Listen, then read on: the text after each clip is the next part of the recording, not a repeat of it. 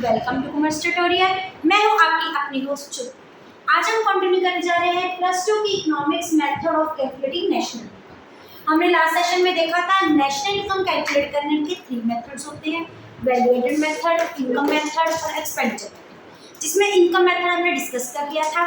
आज हम करने लगे हैं मेन मेथड। फर्स्ट मेथड हमारा क्या है, वैल्यू एडेड। सबसे पहले जो वैल्यू एडेड मेथड ये यूज यहाँ पे होता है हमारा इंडस्ट्रीज में होता है, और इस मेथड का मेन फिनोमिना है। वैल्यू एडेड मेथड क्या बोलता है, अगर हम जितने भी हमारे प्रोड्यूसिंग यूनिट्स हैं, प्रोड्यूसिंग यूनिट्स का मतलब होता है जो प्रोडक्शन करते हैं। अब प्रोडक्शन कौन करता है, इंडस्ट्री करती है। उनसे प्रोड्यूस्ड होने वाली गुड्स एंड सर्विसेज को हम कैलकुलेट करके ऐड अप करके वो कैलकुलेट कर ले तो हमारी क्या आ जाएगी, नेशनल इनकम आ जाएगी। क्योंकि नेशनल इनकम कहाँ से होती है, गुड्स और सर्विसेज को सेव करने थे। अगर हम गुड्स एंड सर्विसेज जितनी भी प्रोड्यूसिंग यूनिट्स जैसे कि इंडस्ट्री जितनी भी गुड्स एंड सर्विसेज प्रोड्यूस कर रही हैं उनकी मार्केट वैल्यू कैलकुलेट कर रही हैं और उनको हम सभी इकोनॉमी में प्लस कर दे तो हमारे पास क्या जाएगी, ये हमारी नेशनल इनकम आ जाएगी। हमारी इकोनॉमी में कितने सेक्टर्स होते हैं हम जानते हैं, 3 सेक्टर होते हैं, प्राइमरी सेक्टर, सेकेंडरी सेक्टर और टर्शियरी सेक्टर। और यही 3 सेक्टर हैं जो गुड्स की क्या करते हैं, प्रोडक्शन करते हैं। इसलिए इनमें मेन 3 सेक्टर्स को लिया जाता है, इन 3 सेक्टर्स को ही लिया जाता है। यही रीजन है कि वैल्यू एडेड मेथड को प्रोडक्ट मेथड और इंडस्ट्रियल रीजन मेथड, और इंडस्ट्रियल रीजन क्यों बोला जाता है, क्योंकि इनका मेन जो रीजन हुआ है वो कहाँ पे हुआ है, इंडस्ट्री से हुआ। और इनमें मेन कौन सी चीज होती है, प्रोड्यूसिंग यूनिट्स कैलकुलेट की जाती है, प्रोडक्ट के ऊपर इसका मेन स्ट्रेस दिया जाता है, तो इसको और कौन सा मेथड बोलते हैं, प्रोडक्ट मेथड। और अब वैल्यू एडेड मेथड से हम इसमें क्या कैलकुलेट करते हैं, मार्केट वैल्यू लेते हैं गुड्स एंड सर्विसेज की। अभी हमने ये देखा है, तो इसमें जो हमारे पास आता है एग्रीगेट उसको क्या बोलते हैं, GDP at MP, means gross domestic product at market, उसको हम क्या बोलते हैं, प्रोडक्ट मेथड। अब इसमें हमारा फार्मूला क्या होता है, वैल्यू ऑफ आउटपुट, जितनी भी हमारी आउटपुट होती है जो भी हमने प्रोड्यूस किया है, माइनस इंटरमीडिएट कंजम्पशन। इनका मेन हम ऑलरेडी कर चुके हैं। इंटरमीडिएट कंजम्पशन क्या होता है, रॉ मटेरियल। इसमें क्या मेन पर्पस आ जाता है, रॉ मटेरियल आ जाता है जिसको हम फर्दर प्रोडक्शन में क्या करते हैं, यूज करते हैं। तो हम जितने भी हम लिखते हैं इसमें क्या लेते हैं, सिर्फ और सिर्फ वैल्यू ऑफ आउटपुट ही लेते हैं, minus intermediate consumption. Value of output inputs की हमारी फाइनल गुड्स। अगर हमें वैल्यू ऑफ आउटपुट अब किसके इक्वल होता है, एक हमारा क्या होता है आउटपुट, जितनी भी हम प्रोडक्शन करते हैं कुछ पार्ट हम क्या कर देते हैं, सेल कर देते हैं, कुछ पार्ट हमारा किसका आता है, स्टॉक का आता है। इसमें हम टोटल स्टॉक लेने की बजाय हम कौन सा स्टॉक लेते हैं, change in stock. During the period जितने भी हमारे स्टॉक में क्या है, चेंज आए। अब हमारा जो स्टॉक है वो 2 टाइप्स का होता है, एक होता है हमारे पास ओपनिंग स्टॉक, एक हमारे पास होता है closing stock. Change in stock का हमारा फार्मूला क्या होता है, closing stock minus opening stock. Closing stock हम क्या माइनस कर देते हैं, ओपनिंग स्टॉक। वैसे ही सेल्स 2 टाइप्स की होती है, एक कौन सी सेल्स होती है हमारी, डोमेस्टिक सेल्स, जो हमें डोमेस्टिक इकोनॉमी में करते हैं, डोमेस्टिक टेरिटरी में करते हैं। हमारी डोमेस्टिक टेरिटरी कौन सी हो जाती है, हमारी इंडिया। और इसमें दूसरी तरफ कुछ पार्ट क्या करते हैं, एक्सपोर्ट करते हैं। किनको करते हैं, फॉरेन कंट्रीज को करते हैं। हमारा प्रोडक्ट प्रोड्यूस होकर कहाँ पे जाता है, फॉरेन कंट्रीज में जाता है, उसको हम क्या बोलते हैं, एक्सपोर्ट। इसलिए सेल्स हमारी 2 टाइप्स की होती है, एक होती है डोमेस्टिक सेल, दूसरी हमारी क्या बन जाती है, एक्सपोर्ट। ऐसे ही हमारी दूसरी तरफ क्या है, हमारा रॉ मटेरियल।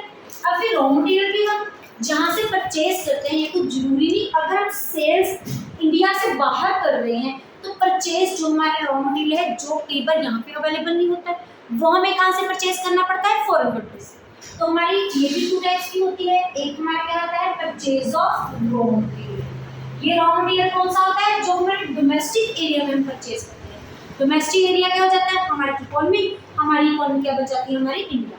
और दूसरी तरफ हमारी क्या जाती है, हमारी इंपोर्ट। इंपोर्ट क्या होता है, जब हम फॉरेन कंट्री से सामान क्या मंगवाते हैं, इधर मंगवाते हैं। ये हमारा बेसिक फंडा है, इसको रट्टा मारने की कोई जरूरत नहीं, इसको समझिए बस। जो जो वैल्यूज दी हुई है उसे पुट करके हमारा क्या आ जाएगा, आंसर। देखो value of output minus intermediate consumption. Intermediate consumption हमारी क्या होती है, raw material. Value of goods output कौन से होते हैं, फिनिश गुड्स। जो गुड्स हम प्रोड्यूस करते हैं उसको जाकर हम सेल कर देते हैं, या उसका क्या बच जाता है, स्टॉक बच जाता है। इसमें हम टोटल स्टॉक लेने की बजाय कौन सा स्टॉक लेते हैं, चेंजिंग स्टॉक। चेंजिंग स्टॉक का फार्मूला क्या होता है, closing stock minus opening stock. अब सेल्स हम डोमेस्टिक भी कर सकते हैं, एक्सपोर्ट भी कर सकते हैं। सकते हैं। वैसे हमारी इंटरमीडिएट कंजम्पशन, हमारी जो रॉ मटेरियल का परचेज है हम डोमेस्टिक एरिया से परचेज कर सकते हैं और बाहर से हम क्या कर सकते हैं, इम्पोर्ट कर सकते हैं। यही इसका बेसिक फंडा है। अब ये जो इसमें हम जो एग्रीगेट कैलकुलेट करते हैं वो क्या होता है, जीडीपी एंड एनपी। लेकिन हमने क्या फाइंड आउट करनी होती है, नेशनल इनकम। नेशनल इनकम का हमारा एग्रीगेट क्या होता है, एनएनपी एंड एनसी। और फिर हम इसको क्या करते हैं, अपने एग्रीगेट्स के साथ हेल्प के साथ इसको कन्वर्ट करते हैं। जैसे जी हमारी क्या है, ग्रोस। ग्रोस को नेट तक जाने के लिए हम पहले क्या माइनस करते हैं, डेप्रिसिएशन। यहाँ पे क्या है, डोमेस्टिक, यहाँ पे क्या है हमारी नेशनल। तो हम क्या करेंगे, प्लस एनएफआईपी। ये हम कन्वर्जन ऑलरेडी हमारे लास्ट सेशन में देख कर चुके हैं। अगर आप इसको प्रॉपर्ली अंडरस्टैंड करना चाहते हो आप जाके प्लेलिस्ट में चेक कर लीजिए। उसके बाद दोनों तरफ हमारा क्या है, प्रोडक्ट, इधर मार्केट वैल्यू, इधर हमारे पास क्या है, फैक्टर कॉस्ट। मार्केट वैल्यू को हम फैक्टर कॉस्ट में कन्वर्ट करने के लिए हम क्या माइनस करते हैं, एनआईटी। ऐसे क्या हम करते हैं, इसको एग्रीगेट्स में क्या कर सकते हैं, कन्वर्ट कर सकते हैं। अब दूसरी मोर इम्पोर्टेंट चीज भी, इस मेथड को क्यों यूज किया गया। मेन जो मेथड था, पहले जो हमारा मेथड था, इस मेथड को यूज करने के लिए था to avoid the limitation of double counting system. पहले क्या होता थी, हम इसमें क्या करते, तभी फाइनल आउटपुट लेते। डबल काउंटिंग को अवॉइड करने के लिए ही हमने ये मेथड स्टार्ट किया। डबल काउंटिंग हम कैसे होती थी, एक छोटी सी एग्जांपल लेते हैं। जैसे हमने क्या प्रोड्यूस करना है, हमने ब्रेड बनाना है। अब ब्रेड किससे बनती है, व्हीट से। व्हीट में पहले हम क्या करते हैं, स्पीनिंग करते हैं, फिर उसमें क्या की जाती है, योनिंग की जाती है, ताकि हम छोटे को व्हीट से, कणक से क्या कर सके, अलग कर सके। उसके बाद क्या हो जाता है, उसको व्हीट करके उसका क्या बना जाता है, फ्लो, फिर उसको किसमें कन्वर्ट किया जाता है, ब्रेड। जो पहले मेथड यूज करते थे उसमें हर एक प्रोसेस में बार बार हम जो इनमें यहाँ पे वैल्यू लगती थी, यहाँ पे वैल्यू लगती थी, हम उसको क्या करते थे, ऐड अप। तो क्या हो जाती थी, एक ही प्रोसेस, जब यहाँ से प्रोसेस जहाँ पे कन्वर्ट होता था, यहाँ की भी वैल्यू लगती थी, यहाँ की वैल्यू लगती थी। तो इसी डबल काउंटिंग को अवॉइड करने के लिए हमने कौन सा मेथड स्टार्ट किया है, वैल्यू। इसको और मेथड भी दूसरा होता है, वो क्या होता है, final output. Final output method भी क्या होता है, फाइनल गुड्स की हम क्या लेते हैं, मार्केट प्राइस ले लेते हैं, उस बेस पे हम क्या करते हैं, नेशनल। अगर आप इसका स्क्रीनशॉट लेना चाहते हैं तो ले सकते हैं। दूसरा मेथड हमारा कौन सा, एक्सपेंडिचर। अब एक्सपेंडिचर का मतलब क्या होता है, खर्चा। अब कहाँ पे खर्चा हो रहा है उसके बेस पे ये मेथड क्या करता है, डिवाइड करता है। हमने सर्कुलर फ्लो ऑफ इनकम में क्या देखा था, एक तरफ हमारे हाउस होल्ड होते हैं, दूसरी तरफ हमारे क्या होते हैं, फर्म। हमारी जो फर्म का जो एक्सपेंडिचर होता है वो हमारी फर्म का क्या बन जाता है, जो हाउस होल्ड का एक्सपेंडिचर होता है फर्म का क्या बन जाती है, इनकम बन जाती है।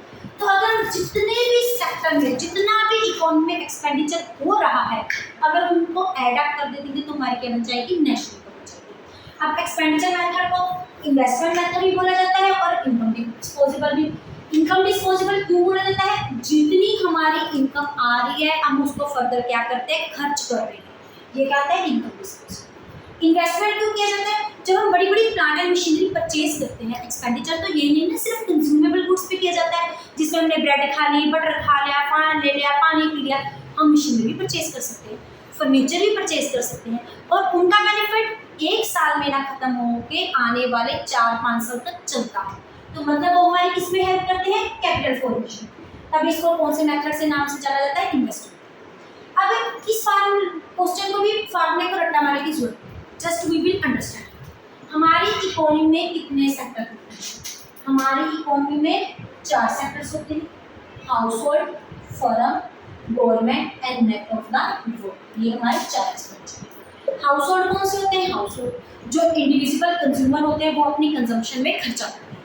अब कंज्यूमर कोई भी हो सकता है, ये हाउस होल्ड भी हो सकते हैं, इंडिविजुअल भी हो सकते हैं, गवर्नमेंट भी हो सकती है, फर्म भी हो सकती है। वही कंजम्पशन तो हर कोई करता है ना, अपने ऊपर, बिजनेस पॉइंट ऑफ व्यू नहीं, इंडिविजुअल अपने ऊपर। और जो वो अपने ऊपर खर्चा करता है उसको क्या बोलते हैं, प्राइवेट एक्सपेंडिचर। और इसकी डिनोशन किसके साथ होती है, पी के साथ। दूसरी तरफ क्या आती है, फर्म। फर्म क्या करती है, प्रोडक्शन करती है। प्रोडक्शन करने के लिए वो मेन क्या परचेज करती है, प्लांट मशीनरी करती है, और उसके साथ क्या करती है, फर्दर इन्वेस्टमेंट। तो इसके ऊपर जो खर्चा करते हैं वो क्या करते हैं, gross domestic capital formation. Capital formation means to be investment.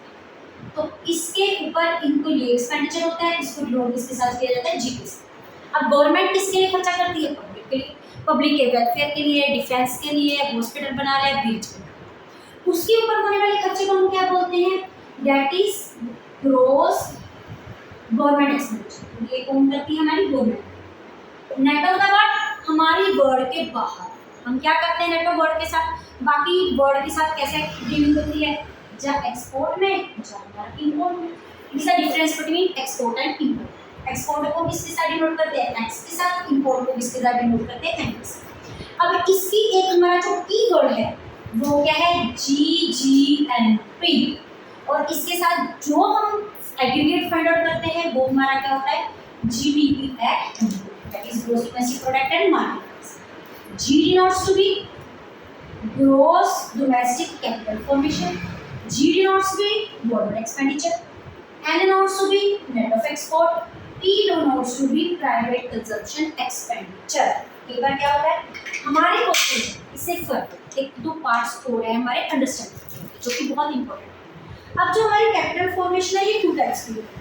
Investment दो वैसे होते हैं, हमने देखा था types of investments are two types. एक हमारी होती है फिक्स्ड एसेट्स कैपिटल, दूसरी तरफ हमारे क्या होते हैं इन्वेंटरी। तो एक ये कॉम्बिनेशन किस किसका होगा हमारा, gross domestic fixed capital formation. यहाँ पे क्या हमारा सिर्फ कैपिटल फॉर्मेशन टू टाइप्स की। फिक्स्ड मतलब जो हम फिक्स्ड एसेट्स पे करते हैं। इन्वेंटरी में हम इन्वेंटरी लेके हम क्या लेते हैं, चेंजिंग स्टॉक। हम लास्ट में भी देखा है वैल्यू एडेड मेथड में हम इसमें स्टॉक ना लेके क्या लेते हैं, changing stock. Changing stock further difference between closing stock minus opening.